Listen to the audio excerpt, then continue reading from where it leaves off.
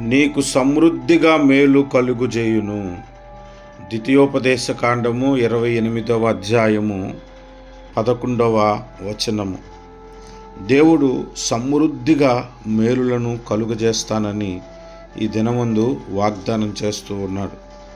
మనుషులు చేసిన మేలుల కంటే, మన స్నేహితులు, ఇరుగు పొరుగువారు, బంధువులు, స్నేహితులు చేసిన మేలుల కంటే దేవుని చేసిన మేలులు చాలా గొప్పవి, శాశ్వత కాలము అవి మనకు ఆశీర్వాదకరముగా ఉంటాయి.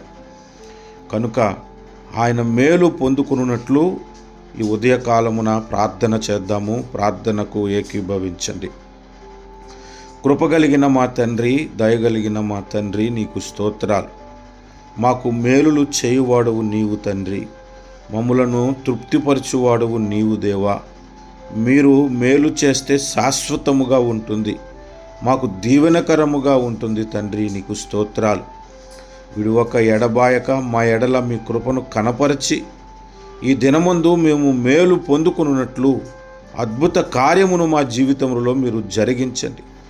ఏ మేలు కొరకైతే నీ పిల్లలు ఎదురు చూస్తూ ప్రార్థిస్తూ ఉన్నారో నజరేయుడగు యేసు నామములో ఆ మేలు కలుగునుగాక. ఆమేన్.